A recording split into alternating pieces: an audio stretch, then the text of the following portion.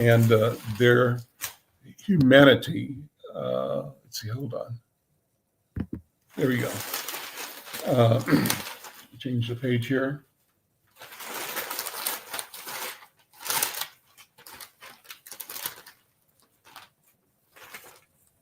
Their humanity is the most valuable thing in the world. He said, give me an hour, give me a half hour. That's what matters.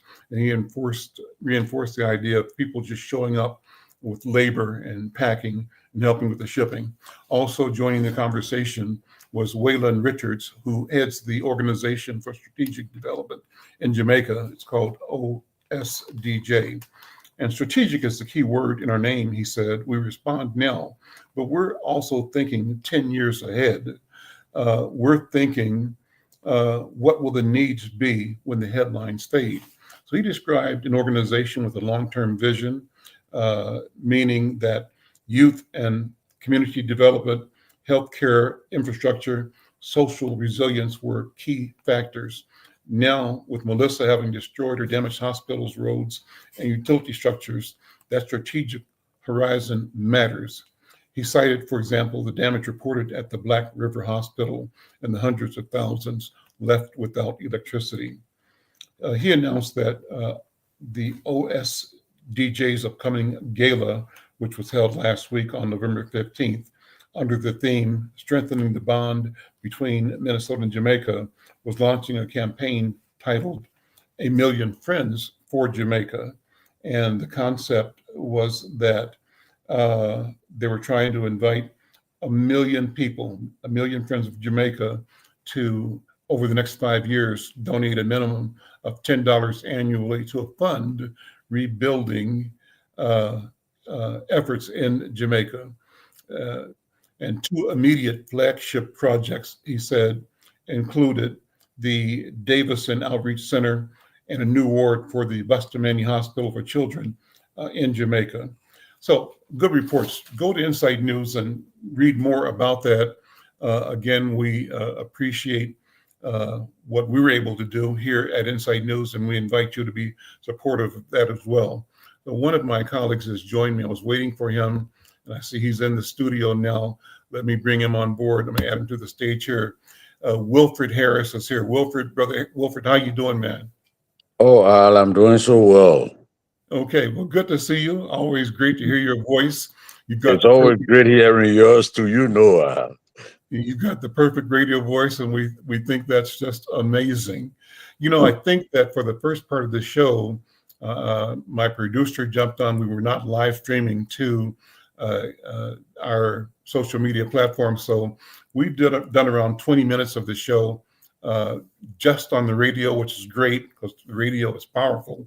But Oh, now we've yes. added to the radio our Facebook channel, our LinkedIn channel, and our YouTube channels, and our Twitter channel. So if you are connecting with us on any of those channels, we thank you and we invite you to join this conversation. And I started off, Wilfred, by saying that you and another colleague would be joining the show to talk about the African community, the African diaspora, and how we have to build community wherever we are. You're doing wonderful things with the West African and Liberian community, and you've created a new organization called Safeguard Minnesota.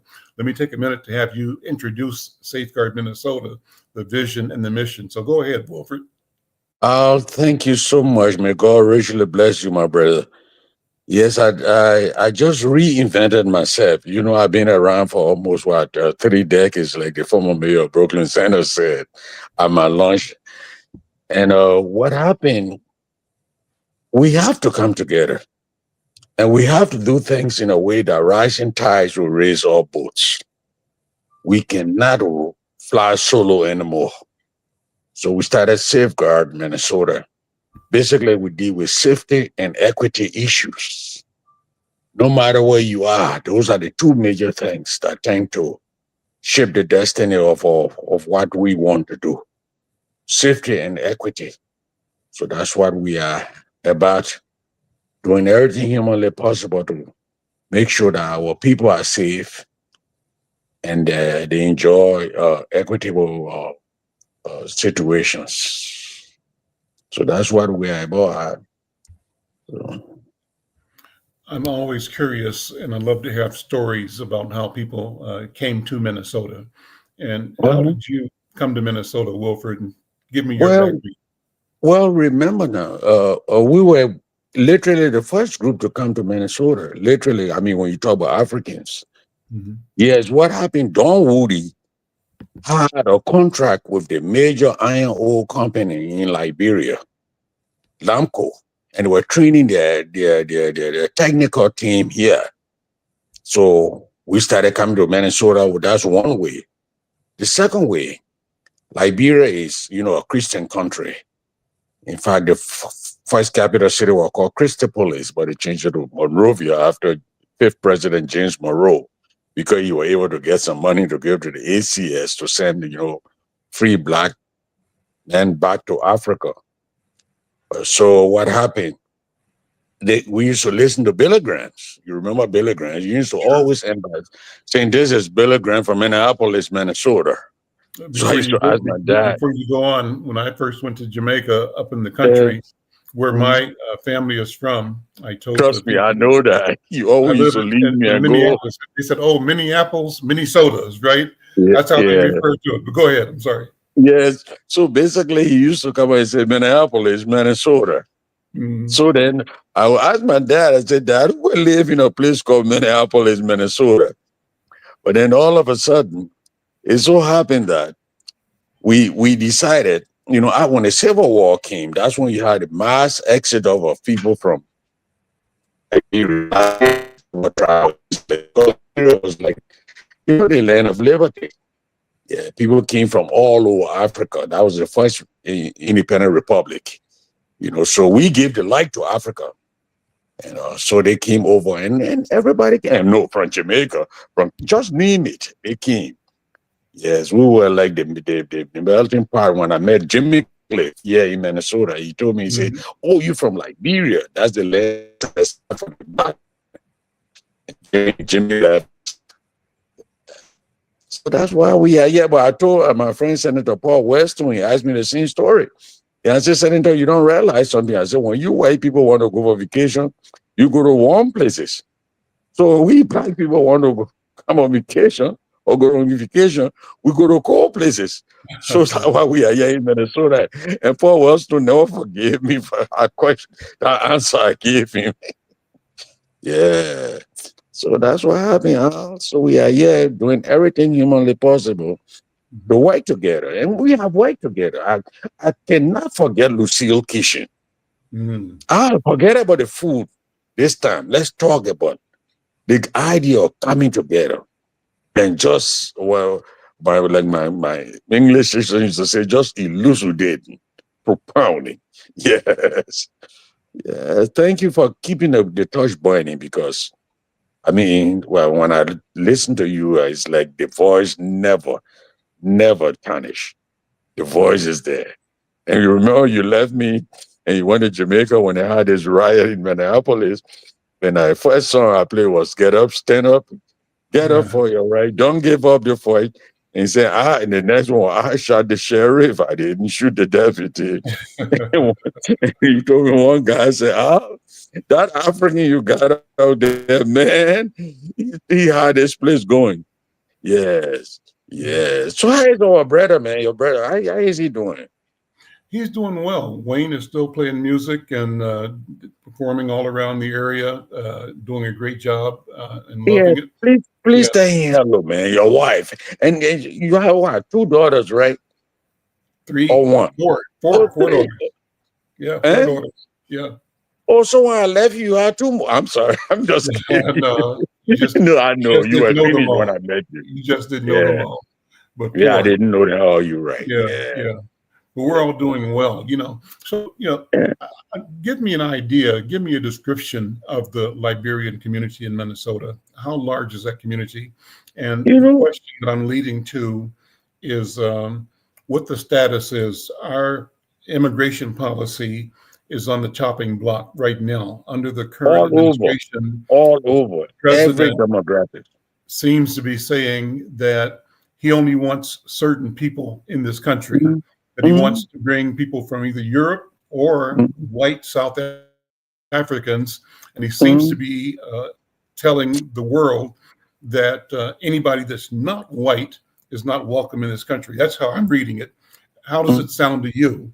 And I'm Well, just throwing these out for a general discussion. Wilfred Harris, because talk about, you mentioned how the first Liberians came here and mhm, how those numbers grew and how they mhm, were allowed to stay with TPS, temporary, mhm. was The TPS, protection temporary status. Yeah, protection yeah, status, but that has yeah, always been up and down, off yeah, and on, and I'm not sure what yeah. the status is right now. So walk us Mhm. through those things. Well, Al, the thing is, when we came here, I mean, you hardly had Africans around you. But well, whenever there was some disturbance in the southern part of Africa, the people lobby, and then they got what you call the TPS and all that. Getting people from harm's way, and most of the time it was like a coup d'etat. I mean, Liberia was even not the most stable, the most one of the most stable countries in the world. Until 1980, we got it one morning, and all of a sudden, you know, and that was it. And people started looking for safe haven. And Liberia, with the relationship they have with the United States, which a lot of people don't recognize anymore. Yeah, you even heard the president asking our President Joseph Boakai, "Oh, you speak very good English. Where do you learn English?" Mhm. Joseph Boakai said, "Sir, I mean, so composed. I mean, a true diplomat he has." And Mr. President, I am from Liberia. I learned to speak English in Liberia, and I'm the president of that country today. And that was only the only answer. Somebody called me. He used to be my boss. Somebody said, "You won't tell me, Minister Boak, I couldn't say something more than that." But I told them, I say, if you know the man, Joseph Boakai, he's by birth a diplomat. And sometimes you don't fight fire with fire. When you fight fire with fire, why do you get ashes? That's not much you can do with ashes. Mm. Or to throw it around a plant for it to grow better. So Joseph Boakai handled it in the most diplomatic manner. And I think that anybody could have handled it. Yeah, so that's where we are. But the immigrants. I mean, that's what my company does. We look for help for immigrants. I mean, Mhm. if a non-immigrant needs help, we give it to them. But our primary stakeholders target as immigrants, and we've been doing a good job. We go through the churches because, like I said the other day with the church, with the leaders of those churches, I said, look, it's not by mistake that Martin Luther King went to his father's church. We should stand on the shoulders of not only the churches, but the faith-based organizations, because at least they meet the people once a week. And during election time, for some reason, our people are so busy that they don't even want to vote. Like I said to them the other day, when I met my friend John Lewis in Atlanta, when I was in Atlanta, he put my hand on his head and he said, "What do you feel?" I said, "Your skull." He said, "That's not my skull." Mhm. You know, he said, "That's artificial skull." He said, "They broke my head on, I think, what he Mhm. said, Black Sunday or something." Yes. So the people fought. Now you can go and vote when you become citizens, and they stay at home. So I said, "Well, you stay at home. Whatever they gave you, you have to accept it." But then I tell the pastors, I said, "Look, you don't have to tell the people for whom to vote, but tell them to vote." And that's my Mhm. mission. Yeah. So thank you so much. Al. We really appreciate you. Mhm. We Talk really. about you. Talk about the strife at home. What happened uh, over the several administrations, um, the civil wars in Liberia that led to a lot of the displacement of people. Well, the thing is, the revolution will always eat its children. If you want to call a coup d'etat a revolution, the revolution will always eat its children. It's just like the guy who Fidel Castro took over. When they took over, he told him, he said, "I can't stay with you, my brother. I gotta go." He said, "Because it will not be long when you start being hard on the people, they will turn to me and say, you got to do something with him." He said, "It will not happen. That's how he left and went to, I think, Bolivia. Yeah. So the same thing happened in Liberia. Mm-hmm. They got together and they decided that what they call the American Liberians, Mm-hmm. you know, were monopolizing the wealth of the country. So give me So a they, time frame. in 1980, 1980. Okay. So 1980, prior to 1980, there'd been a fairly stable long-term government structure, right, and cultural structure.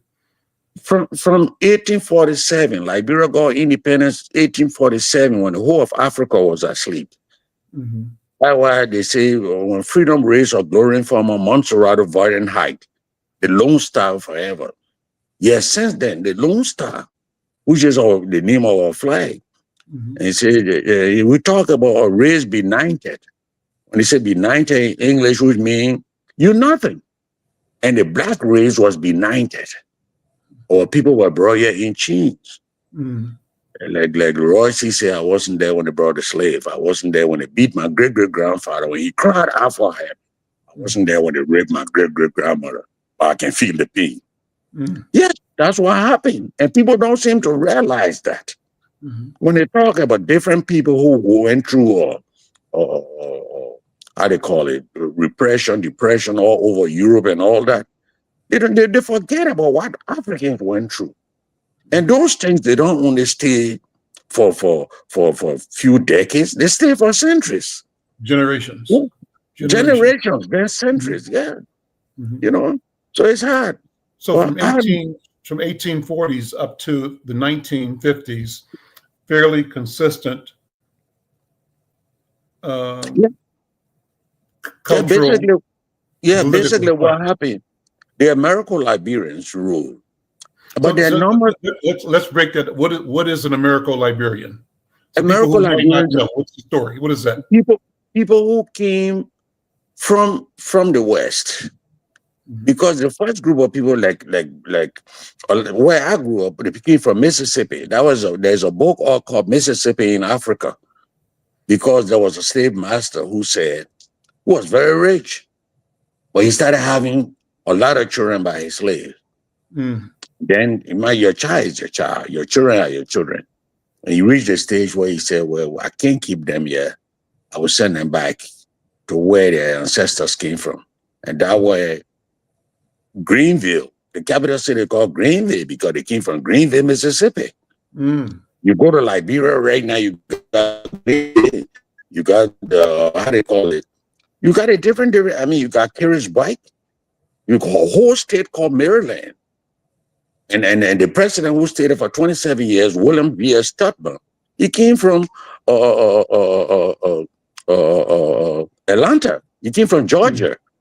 That's why the Tubmans. Well, a lot of the people from Maryland, they name their children after the different cities in Georgia. Fulton, now the county is Fulton County. Mm-hmm. Beaufort. Yeah, so you have Beaufort Yancey, Fulton Yancey. Mm-hmm. That's how much America was tied in with Liberia.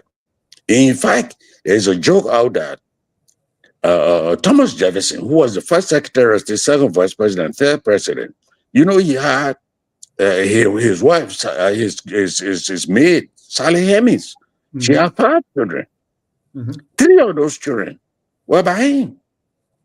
Yes, in fact, when he made him ambassador of France, he took her. Mm-hmm. But France did not tolerate slavery. Mm-hmm. So he had to pay her as a domestic worker. But he the one that made crafted the Declaration of Independence and all that. He said, all men are created equal. And that was certain inalienable right among them, life, liberty, and the pursuit of happiness. But those words did not come from Thomas Jefferson. How can a slave master who had 400 slaves, because he had 400, and George Washington had 450 slaves, that had promoted themselves in politics, in business, and all that. The slave worked the field. And they said the blacks were lazy. But how can you say the man is lazy? When he tilled the ground, he cleared the field, He planted the seeds. He harvested the crops. He cooked the food. He put on the table. And sometimes you are brave enough to say, "Come feed me." Yet Mm, instead you say you're lazy. mm, So mm. that's some of the things that we went through as Black people. But Black people not mad. That's right. No, That's right. there's So, no so, place. so, so the Americo-Liberians are the ones who had been Went enslaved, back. but they were returned. Used Yes. was it the American Colonial Society? What was it called? The American, American Colonization Society, because the right? first intent, Mm, there was a guy called Henry Clay. Henry Clay was from Kentucky. He was the one, if not the greatest, one of the greatest speakers of the House America ever had. And he won, he advised James Monroe. He said, it's stated in the Bible that a slave will one day rule the master. Let us see how we can get these people out of here. So they went and started the American Colonization Society. The first intent was to colonize Liberia. But there was a man that stood up, Frederick Douglass. He told him, he said, "Oh, my dead body mm, will Liberia be colonized?" He said, "Because colonization and slavery, that's a set of twins mm, from the same mother. mm, That's why Liberia was not colonized." Yeah, so the same Henry Clay mm, had a brother called Muhammad Ali. I mean, not Muhammad Ali, Cassius Clay. They were mm, Muhammad Ali got that name from Cassius Clay because they were mm, two brothers were two different people. mm, Henry Clay used to put down the black man whenever he wanted to, because that was the order of the day those days. But but Cassius Clay, his brother, he will punch your nose back into your head if you were ever to touch it or insult a black man. He said, "How much can these people take? How much more can these people take?" And because he was so loved by the black people, this woman had her child. Why did she name the child Cassius Clay? And he grew up. You see, God, the God we serve is a strategic planner, though. mm. He planted that boy into that woman's womb, and he came up. He became the greatest fighter the world had ever seen. Yeah. So you see, We got a so comment let's sit down. from Anthony Scott, who's here in Twin Cities. Hey, Anthony.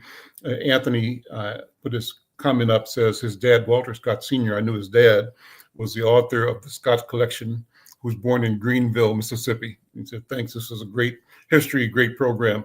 And I sent Anthony Scott a from link. Greenville. Yeah, from Greenville. What's the name of Scott? What is the name of your dad? Well, Walter Scott, his dad was Walter Scott Sr., but he's from the Walter Greenville, Scott. Mississippi. Yeah.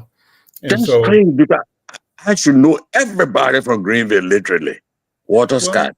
I have relatives from my in-laws, married people were from Greenville. You might have known Leon Rankin. Did you know him? Leon Leon Run? Rankin used to be the vice president of the Minneapolis Urban League. He was an electrician, but he was electrician and the civil rights. He was like a civic activist alongside Gleason Glover and Ron Edwards, all of the pioneer freedom Yeah, fighters but here in Minnesota. yeah, But yeah, Leon but Rankin was yeah, from Greenville as well. yeah, but Uh, now, yeah, by that time I was either in my mom womb or my dad was trying to yeah. So let me do something. that's before I'm my gonna time. pivot a But second to bring another guest The Scott family is from Sino. Yeah, the Scott. Yeah. in. I'm gonna pivot a They second have, to bring another guest in. I've been waiting on okay, her. sir. Okay, sir. Hang on, so just hang Okay, on, sir. come back. Crystal Porter is joining me real quickly. Crystal, good to see you, my friend. How you doing? Thank you for jumping on the program for a couple of minutes. How are you? You have to unmute. You're on mute, I think. I see you, but I don't hear you. Try it. Okay. It looks like you're not muted, but say something. No sound. That's the only, I'm not getting any sound. Okay, go out and come back, and then we'll see what happens. So Wilfred, we're talking about the Americo-Liberians, And I wanted to get a sense of when and how and why did the Civil War occur? Why was this great upheaval? Here's what I think. And maybe I'm wrong, but you tell me. No, no, no. Go ahead. My I'm limited listening to knowledge. you. My limited knowledge says that at some point in time, the Liberian community wanted to question the financial relationship between U.S. Industrialists, particularly the Firestones and the rubber industry, who were basically getting all of the natural resources from Liberia, but robbing the people of Liberia. The people stayed poor and they extracted the wealth. And at some point in time, the government, I'm not sure if it was the Tubmans or ones after them, said, we need to renegotiate. Y'all got to pay for this natural resource. And when they did, then the West said, we'll get rid of you and put somebody else in. Is that the wrong understanding? Tell me. What the thing is, it was part of the package, a major part of the package, because Harvey Firestone, Harvey Firestone was looking for a place to plant rubber. He tried Brazil, he tried this place, Malaysia, and all that, until he got to Liberia. When he got to Liberia, literally, it's like when you put your thumb in the ground, it will grow. That how the rubber, that how Liberian soil was so appropriate for the growth of rubber. So he came from Indiana, Gary. I think he came from Indiana, and they went out there and they got, I think it was 2 million acres. Yes, and they just started planting the rubber, and they say it was the rubber from Liberia that saved the World War II for America.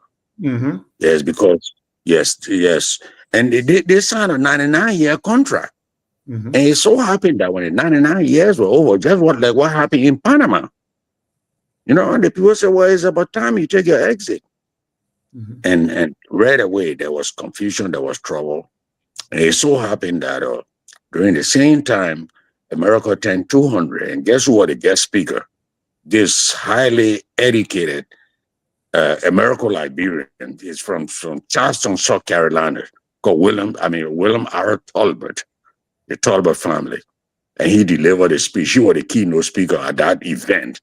And that's his speech was, let Congress decide. And from that time, he was honored. And not only that, his son was read by his friend, who else but Kwame Nkrumah. Dr. Benedict Tobo, highly intelligent guy. And he went on 60 Minutes and said, it's about time that Africa should unite. And I'm putting my name forward to lead Africa. And the white man should beware. And whenever you stand up like that, I tell you, you see boots on the ground. Yes. It's dangerous. It's dangerous. We'll come back to this again. I see Crystal's here. But as you say that, I'm thinking about this one figure that's currently on the ground in Burkina Faso. And that's you. Traore. Ibrahim Traore. That's another conversation. We'll come back to that. Crystal, give your sound yet? Hey, Crystal. Let's see if I can hear you now. Still don't have any sound. No. Well, let me say what I was going to have you, and you can correct me. West Broadway Business Association is promoting Black Friday on West Broadway, and Crystal is the executive director, the leader of the West Broadway Business Association. And Crystal, we can do this later again. I'm sorry that we see you, and thank you for being here.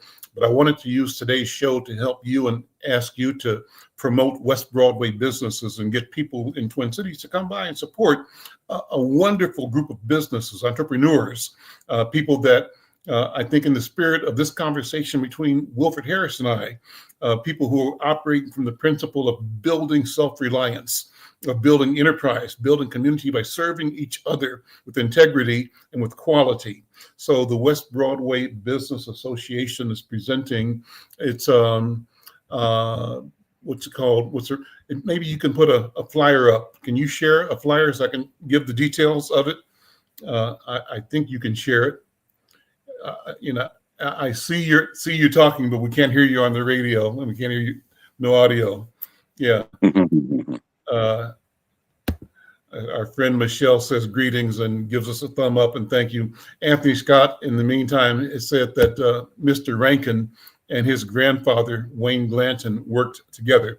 You could put something in the chat if you wanted to, and I can just share that out of the private chat, or either in the chat. Either place would work. Yeah. So, everything works out. It's all in divine order. It still works quite well. Wilfred, we got about 5 minutes left. Let's go back to you and I talking. And when I get the information to share from West Broadway Business Association, I'll show it up. But I guess we've served good notice that this important thing is happening on West Broadway, and all of our listeners here at KFAI, social media, support Black business on West Broadway during Black Friday. And that starts a lot of major activities. It's going to be November 28th and 29th, Friday from 3 p.m. to 7 p.m., Saturday from 11 a.m. to 5 p.m., a number of wonderful activities, a fashion show on Friday and Saturday at the Capri Theater, I think, and just a lot of good stuff. So check us out. We'll post this on our webpage at insightnews.com and our social media. And they're also doing family Christmas pictures on both days. So you want your family Christmas photograph? Here's where to get it done at the West Broadway Black Friday, November 28th and 29th, Friday, 3 to 7, Saturday, 11 to 5. Crystal, thank you. We'll come back. Okay, we got time to do this again. And thank you so much. Okay, take care. Getting a thumbs up. And I see another friend has jumped on here. Let me see who I've got here for the last few minutes. No, I think we just got that. That was it. Wilfred, you and I can keep going. Before you go, I wish I could get her information to help to spread it to my stakeholders.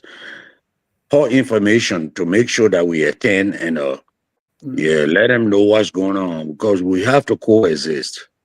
Yeah. You can put that in the chat too, Crystal, and I'll share that with Wilfred. So Wilfred's connected to the entire Liberian and West African community in Brooklyn Center, Brooklyn Park, and we want to make sure that all of us have a chance to get together. Okay, so she says her kids are the Dunbars. You know the Dunbars? Oh God, the Dunbars. My brother jumped in our family, and his oldest son, who's a complete computer whiz, is from Dunbar, Leroy Dunbar. So she's nodding. So small world. Yeah, let's hook up at the Dunbars. Yeah, my nephew put us in our family. And my dad died. In fact, his best friend, Dunbar, eulogized this. Yeah, so the Dunbars are part of us, man. We had hoped to have on our program, and he was here before we started. His technology must have failed him, but another friend of yours said he hadn't seen you in years. And who does? That's brother Tunde Okoya Lawal. You told me, you call his name, and I say, look, tell me where that guy is so I can get the police to arrest him and bring him to me. I miss my brother, man. He was supposed to be on the show with us today. And he didn't? Okay, I will get his information from you. He was announcing the opening of the Minnesota Yoruba for Arts and Culture. And he's having an open house ceremony on November 20th from 12 noon to 6 p.m. The address for the center is 7420 Unity Avenue North. I will make my way there. 305 in Brooklyn Park. So, Tunde Okoya Lawal. Yeah, well, I will get his information from you. We still got 3 or 4 minutes before we close out, and I want to talk to you more about where our country is and what about the immigration policies right now. What is TPS status right now for Liberians, and what do you think we're facing as a community? Here's what I think. I'll do this briefly.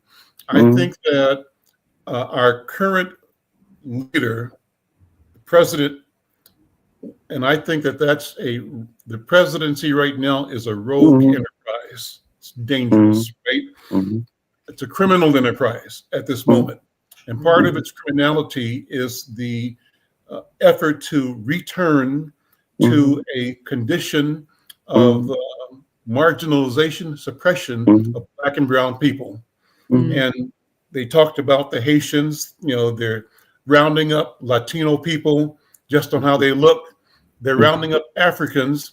At some point in time, as an American-born African, I have to believe that if push came to shove, they would try to round me up too. And my family's been here longer than theirs have. So what do you think? Where are we now, and what's going to happen from the Liberian point of view? Well, let's face it. The people are scared. The people are scared. I tell you the truth, because part of my thing has to do with safety. And I get calls. I go to the different churches, and you hear the pastors praying for the people, that God would have mercy on them and touch the heart of the leadership of this country. This is the greatest country God ever created. And guess what happened? There might not be another one after. But I tell you this today, when the people decide, no matter what happened, my brother, Rome was there for so long.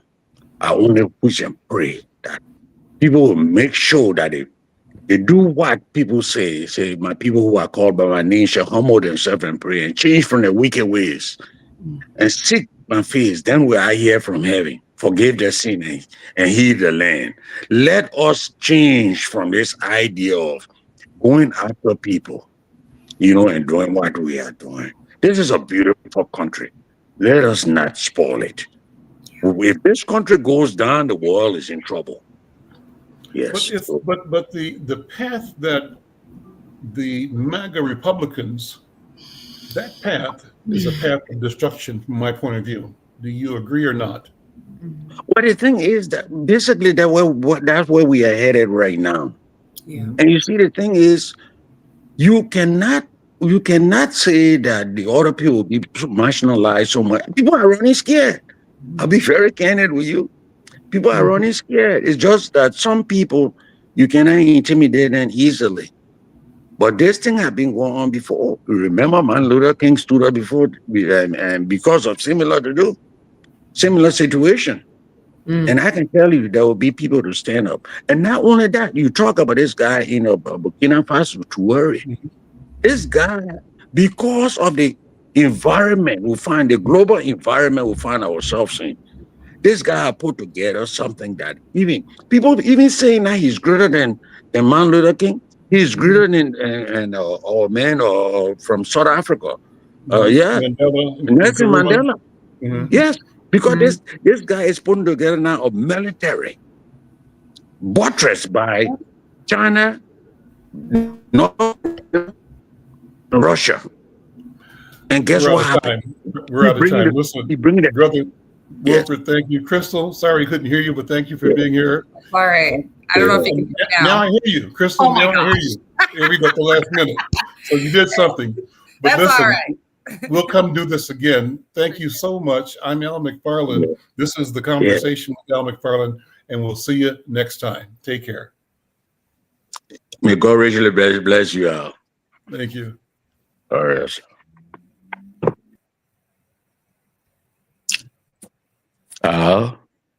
Yeah, I'm thinking that the station has taken the stream back. Yeah, just trying to make sure. Hold on. Yeah, the station is checked out, so we're off the station now. So go ahead. Oh, good. This is good. Ali, you don't know how much you mean to us. But Ali, we have to find a place that we can talk. Yes, so we're still streaming. Wilfred, we're still streaming on YouTube. So let's keep talking. We're still live. This conversation is going on Facebook. Hold it, Facebook, LinkedIn, on YouTube, and on Twitter. So go ahead and talk. You see, I tell you, we have to come together, no matter what the challenges are. Africa is still the richest continent. I mean, when it comes to natural resources, not only that, human resources. You go to all the top of the line universities around. The Ghanaians, the Liberians, the Nigerians. I tell you, the Ethiopian guy told me somewhere the other day. I went here texting, and he said, "Sir, where you from?" I said, "Liberia." He said, "I'm from Ethiopia." I said, "Oh, you know?" I said, "Well, where are you from? Addis?" He said, "Yes, somewhere around Addis." And we're just talking. He said, "Do you know that three, if not the best, how do you call it, astronauts they have out there? See, they are Ethiopians." So the thing is, and I heard that, I don't know how many thousand, I don't remember the number, but somebody said, I think either 23 or 43,000 professionals have left this country already. Yeah, they're taking their exit. And America was built on the shoulders of immigrants. Mhm. They were on the shoulders of immigrants. And when you cut that stream off, and those people redirect themselves So to the look, country. Wolford, when you say immigrants, two things have to be said. Mhm. One, people don't consider Africans, at least what they call the foundational Black Americans, Yeah. don't consider them immigrants. We were Mhm. imports. We were Import, product. yes. So Yes. we were not Mhm. immigrants. Immigration suggests Mhm. a voluntary showing up. So when you talk Mhm. about immigrants, that means all the people that were allowed to and encouraged to and invited to come, who found their way and who became colonizers of North America. But their story is different from our story. We Mhm. were here before most of the immigrants, and we were here Mhm. not by choice or by will, but by Mhm. maybe the will of God, right? We end up Mhm. being here, but we African people built Mhm. this country. We were Yeah. the wealth of this nation. But not only that, I was telling you about Thomas Jefferson. Those words he said were not words that came from himself. How can somebody who was a slave talk about all men were created equal and endowed with inalienable rights? Those it came from one of his one of his slaves. But Mm. the slave to him said, "Tommy, because some of them were friends to the slave. Said, Tommy, what you people are doing here now, right though? Mm. God gave all of us certain right, though. The right to live in peace, the right to be happy. And that's why he transformed, because he was a very intelligent man, Thomas Jefferson, that all men were created equal, with certain rights. Among them, life, liberty, and the pursuit of happiness. The slave told him that, but he polished it in that way. The first man to shed blood for this country was a black man. You know that? That's Adidas. Yes, the first man.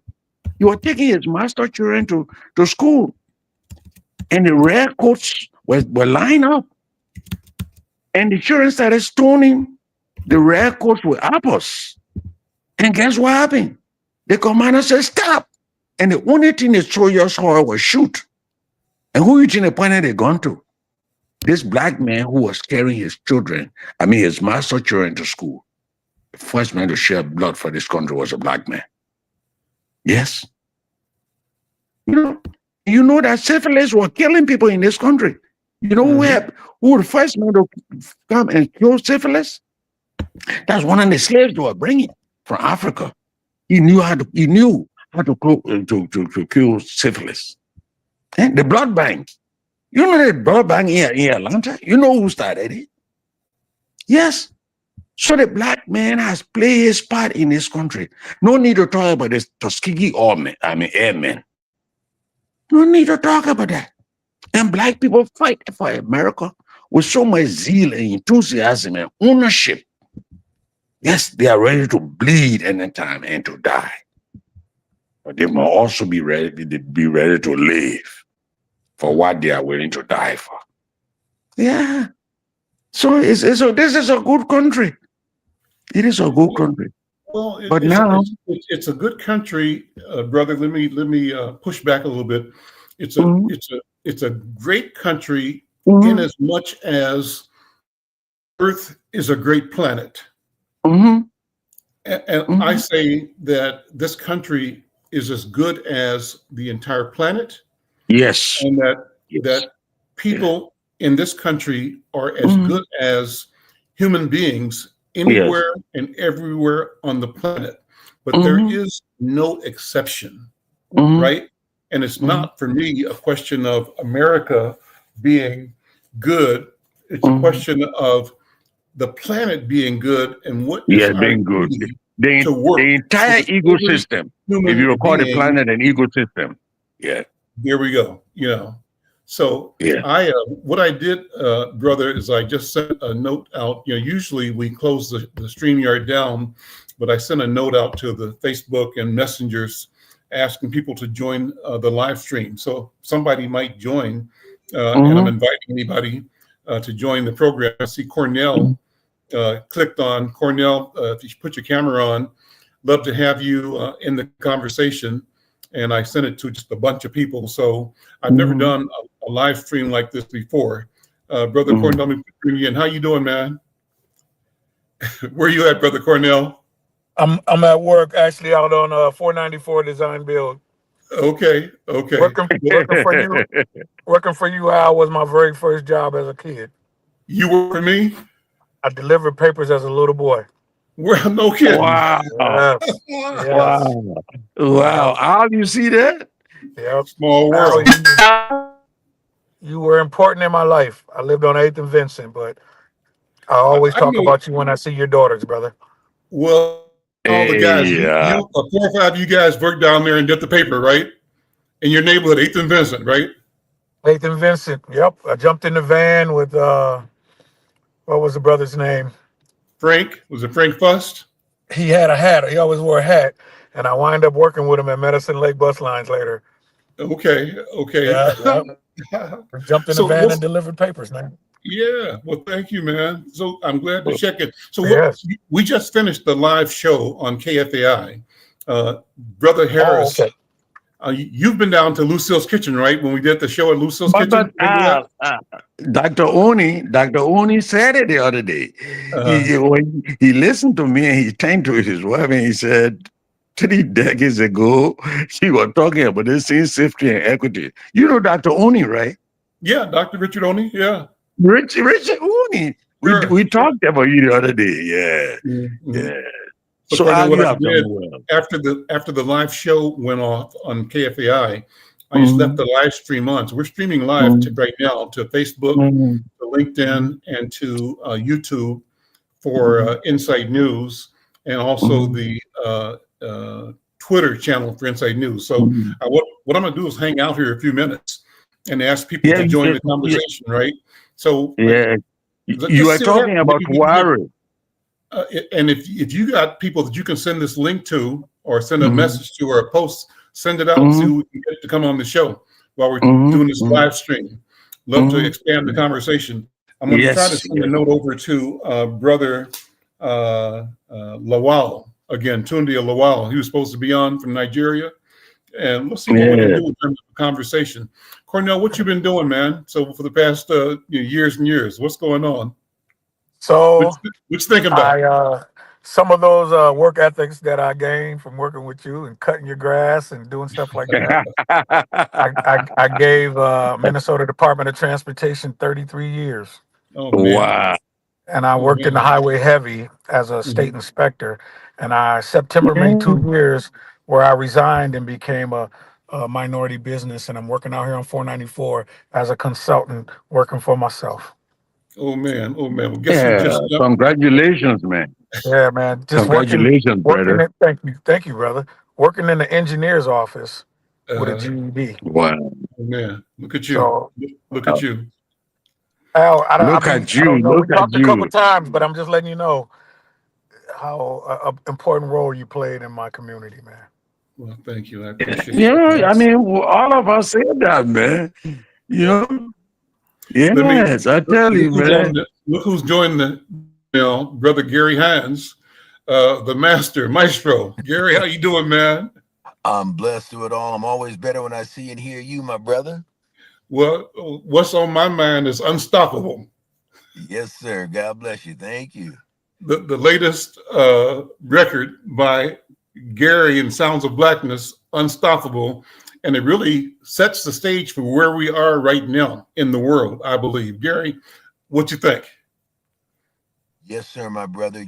Every facet of our movement, as I know you well know, has always had an anthem in the vanguard of that by artists who are conscious. And Unstoppable has been a theme forever for us, but now with the DEI rollbacks, with the snap cuts, with the layoffs, with the gerrymandering, on and on, just there's a million things. A lot of people, Pastor Otis Moss in Chicago, Brother Jamal Bryant, Brother Melvin Miller here, a lot of them have been saying, yeah, folks, it's bad right now, but you know what? We've been through worse and not only survived, but we thrived. So that tells us that we are unstoppable. Absolutely, absolutely. Gary, what's going on for Christmas for the Sounds? What you guys doing? This year, we are not doing the night before Christmas. We're going to do that next year, but we are going to be a part of the community holiday celebration by our own brother Senator Bobby Joe Champion. That's going to be December 17th down at the Pantages Theater at 7 o'clock with many, many different artists. And so we're honored to be a part of that. The only reason we haven't in the past is, of course, we're usually doing our own Christmas show. So this year we're able to do that. And then we're looking forward to doing our third Soul Train cruise the first part of next year, and hoping that We're Unstoppable receives an NAACP Image Award nominations. Those will be announced in early January. But most immediate, and we just did a Prince tribute for the Timberwolves a couple of nights ago at the Target Center. But the next upcoming is, like I say, December 17th, Pantages Theater, the Community Holiday Music Celebration. Wow. Yes, sir. Do you know Wilfred Harris, Gary? I believe we met. Mm-hmm. How you doing, my brother? Gary, whether we believe or not, I beg you, let us find a way to come together and have something that, look, let's honor Al. Let's honor Al. I'll be on the battlefield too long. He's battle tested. And it's so surprising when you were talking about Unstoppable. I left and I was looking in my closet for a hat that my wife bought for me. And guess what's on the hat? Unstoppable. Now I see where that name came from. When I wear that hat, I tell you, I don't walk on the ground. I walk off the ground because I was like going and it would not stop. The wind would carry me. Wherever it carries me, I fall, I go. Because I know that's where my maker wants me to go. Yes, sir. Yeah, unstoppable. We are the descendants of kings and queens. So being No, unstoppable. but don't only stop there. You have to finish the whole 9 yards. King, queens, and pharaohs. Yes. And pharaohs. King, queens, and pharaohs. Don't stop. Don't ever stop.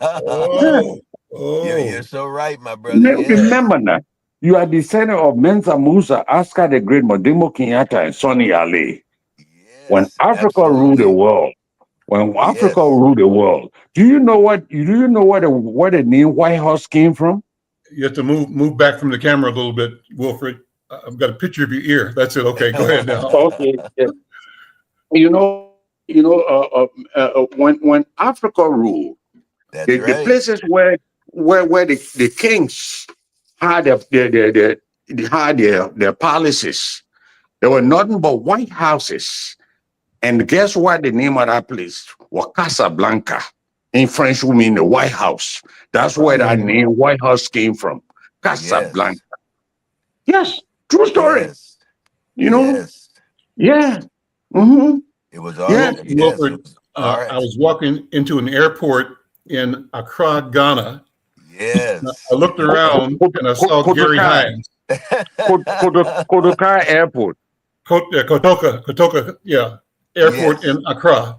And so there's Gary, and Gary was there, and the Sounds of Blackness were there with Stevie Wonder. They were leaving They had Oh, just God. performed in Panafest 94, I think, 97. Which one was it, Gary? Panafest 94, 95. Yes, yeah, but I 94. remember. Yes, sir. And what struck me, and I associate this with Gary all the time, is that the theme of that event, Panafest is a Pan-African theater festival Mhm. every Mhm. 2 years in Ghana, right? Oh, yeah. And it's a takeoff from the festival from before, Festac, which Yeah, started Festac, in yeah. 1977 in Nigeria, right? And so here's the backstory. In 77, two North Minneapolis guys, Terry Farrell and what's the other guy's name? I'll think of his name in a minute. They both were reporters with the Star Tribune. They found their way to Ghana, not to Ghana, but to Nigeria in 77 to witness the Festac, Festival of African Culture, and came back and wrote a story for Insight. We used a picture of something like the Makala that they took, like a cultural scene on the cover of Insight newspaper at that time, lit a fire in me about the culture, right? And it just was in my mind and in my heart. So then some years later, I have the chance to go to Ghana, thanks to our brother, Reverend Alfred Babington Johnson, Stairstep Foundation, which is organizing trips to Ghana every year, a couple times a year. 1 year would be half a dozen elders, men, taking half a dozen young men, kids that were like maybe 18, 17, 16, young adults. And they spend a 10-day period of time learning about African culture, African society, African protocols by visiting places like Accra, like Kumasi, Cape Coast, and connect with the African stories there. So that's where I was heading into Ghana the first time.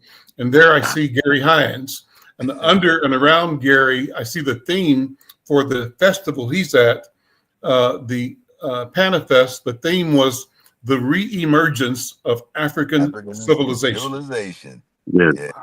I said, wow. Yeah. And so why that's important right now, Wilfred, is because you just said, don't stop with kings and queens. Go back to the pharaohs, right?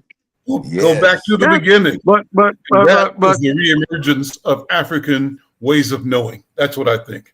Yes. But Al, King David, Yes, sir. you know where he got his wife from? He got his from Ethiopia. Okay. King Yep. David, the Lion of the tribe of Judah. Yes. So Yes. Jesus Christ line run directly in there. Yeah. Jethro went and got his wife from there. Yeah. And that's where David came from. And who came from that line? Solomon. That's why in the Bible he said, my hair is as wool and my skin is as dark as the eye. That's right. I'm thinking about it. I'm not putting any other race down, but any other races, please don't put me down. That's because right.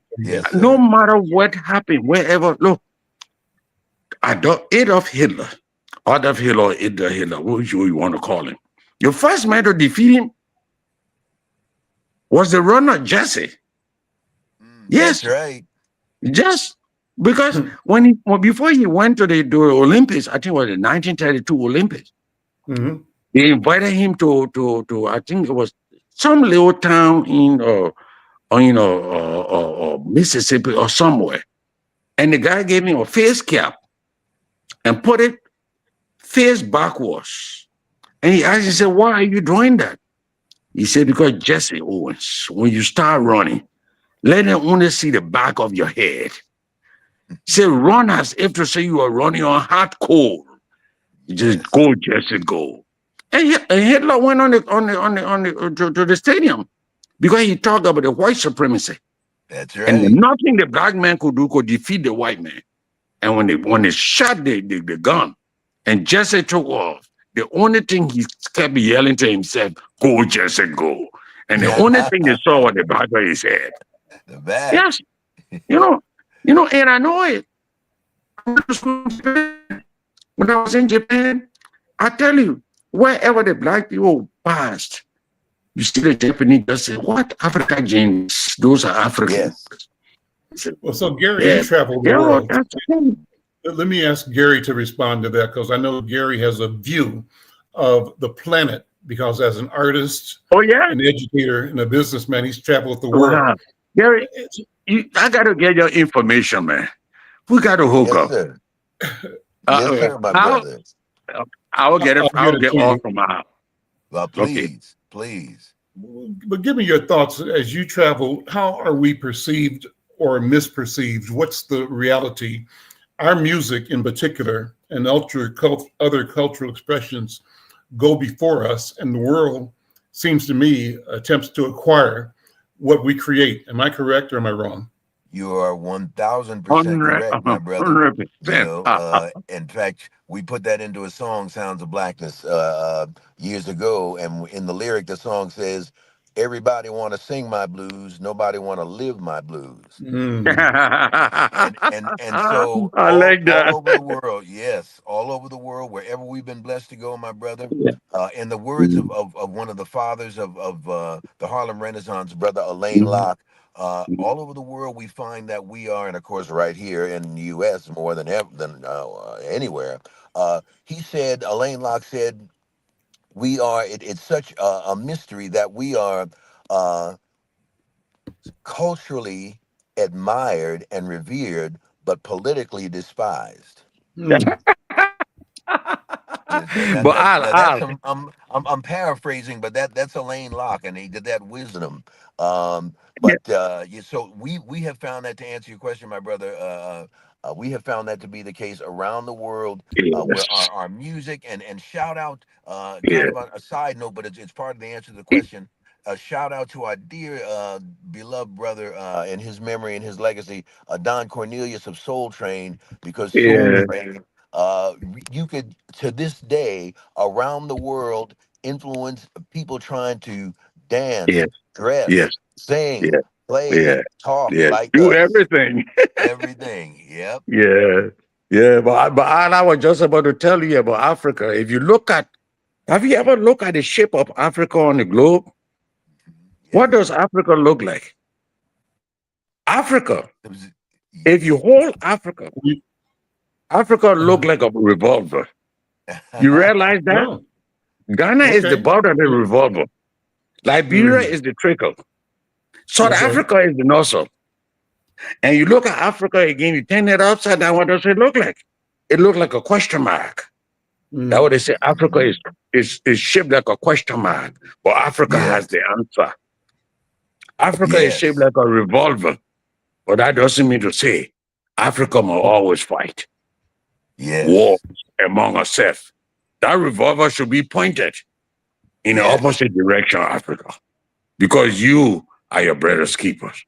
Yes, Mhm. Yeah, sir, my brother.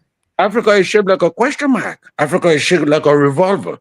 Yes, yes, that's how Africa look. I Yes, didn't treat sir. Africa like that. Nature made Africa like that. How Yeah. about that?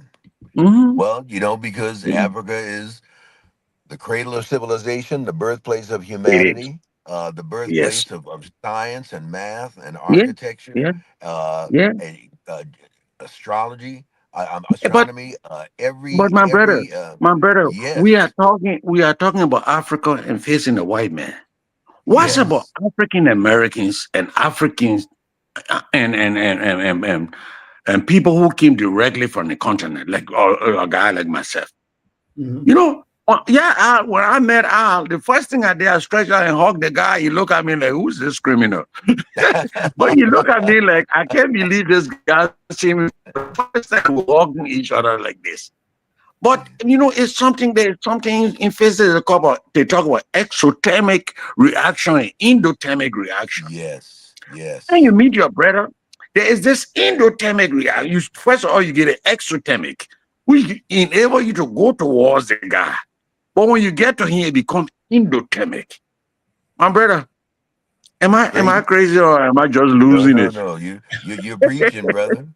And yeah, and we love and admire and respect greatly, dear brother Al. I mean, he Oh is man. a griot and a mentor, a friend and a brother and a father to this community and beyond. You know, across the Yes. nation, around the world. So, brother, this is a chance to give you those props Oh publicly, no, well done.